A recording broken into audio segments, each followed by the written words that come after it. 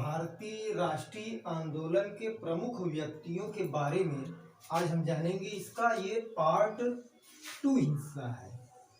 यानी इससे पहले जो हम पढ़ाए थे वो प्रथम हिस्सा था। ये कौन सा हिस्सा है? पार्ट दूसरा हिस्सा। और भारतीय राष्ट्रीय आंदोलन से संबंधित प्रमुख व्यक्तियों के बारे में सी राजगोपालाचारी, चक्रवर्ती राजगोपालाचारी दक्षिण भारत में भारतीय राष्ट्रीय कांग्रेस के प्रमुख नेता थे। इन्होंने सन 1930 में नमक सत्याग्रह में गांधी जी के साथ हिस्सा लिया था। हालांकि गांधी जी ने 78 समर्थकों के साथ मिलकर के नमक सत्याग्रह किया था सन 1930 में, साबरमती आश्रम से लेकर के समुद्र के किनारे गुजरात में दांडी तक। और कुल इन्होंने 241 मील, किसी किताब में 240 मील और 385 किलोमीटर पैदल यात्रा की थी।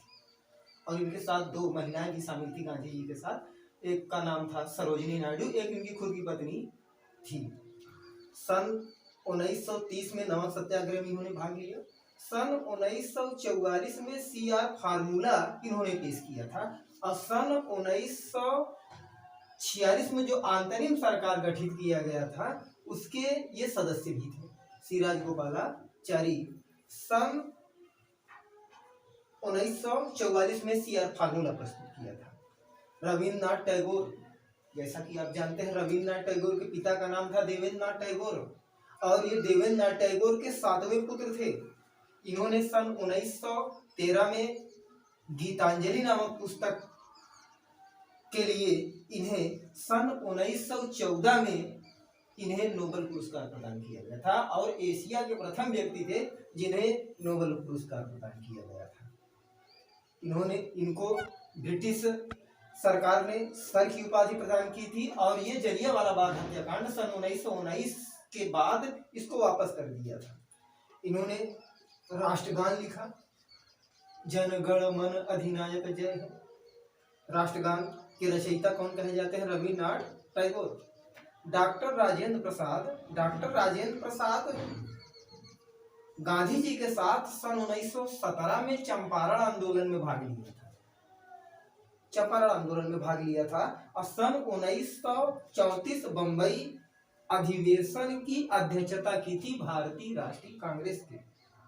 सन 1946 में अंतरिम सरकार में जो पंडित जवाहरलाल नेहरू अंतरिम सरकार में खाद्य कृषि मंत्री थे और सन 1962 में इन्हें भारत रत्न पुरस्कार दिया गया था।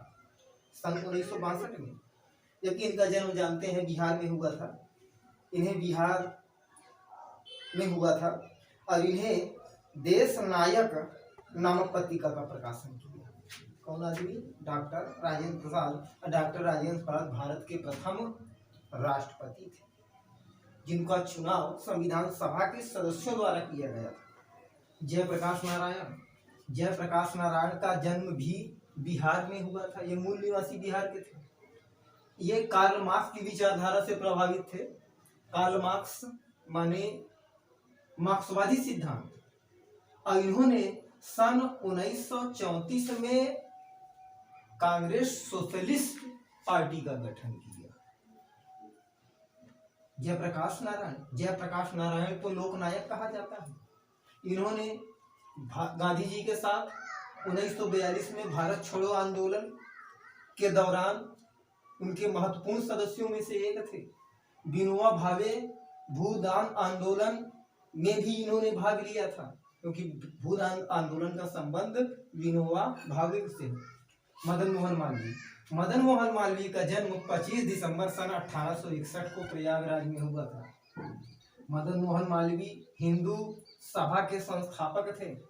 इन्होंने 1916 में कलकत्ता अधिवेशन में गांधी जी के साथ गए और 1916 में ही इन्होंने बनारस में BHU बनारस हिंदू विश्वविद्यालय की स्थापना की थी।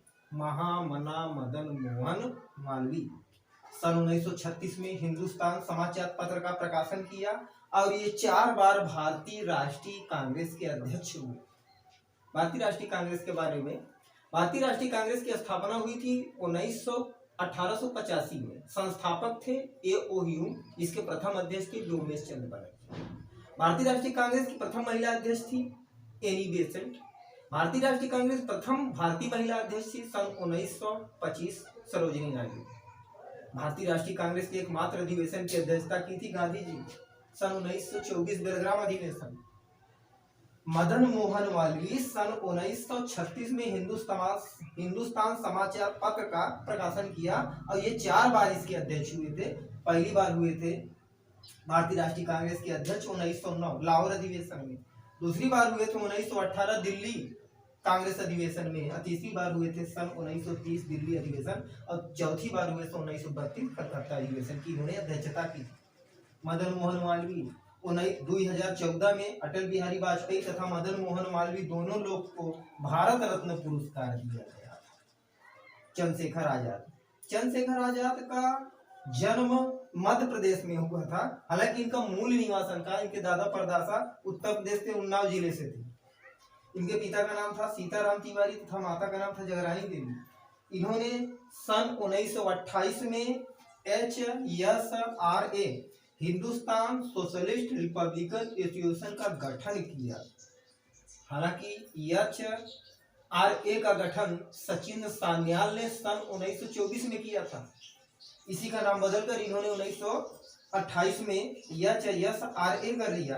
ये 27 फरवरी सन 1931 को प्रयागराज में अंग्रेजों से घेर लिए गए, विंडो पार्क अल्फ्रेड पार्क में घेर लिए गए और इन्होंने अंतिम गोली से अपने आप को मारकर शहीद हो गए।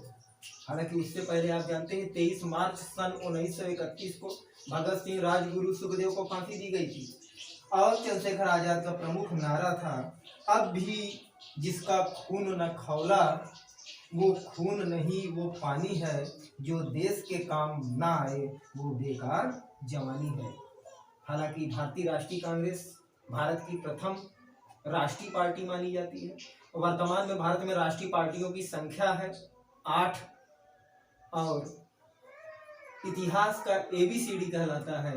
वही 1885 भारतीय राष्ट्रीय कांग्रेस की स्थापना, 1905 बंगाल का विभाजन, 1906 मुस्लिम लीग की स्थापना, 1907 सूरत अधिवेशन, 1908 खुदीराम बोस को फांसी, 1909 मार्ले मिंटो सुधार अधिनियम, 1910 1911 कलकत्ता अधिवेशन।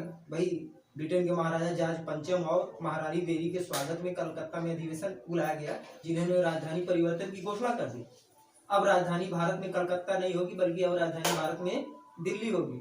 1913 गदर पार्टी की स्थापना, 1914 कामागाटा मारू जहाज प्रकरण, 1915 गांधी जी का दक्षिण अफ्रीका से भारत में आगमन, 1916 साबरमती आश्रम की स्थापना गांधी जी ने की, गुजरात के साबरमती अहमदाबाद जिला।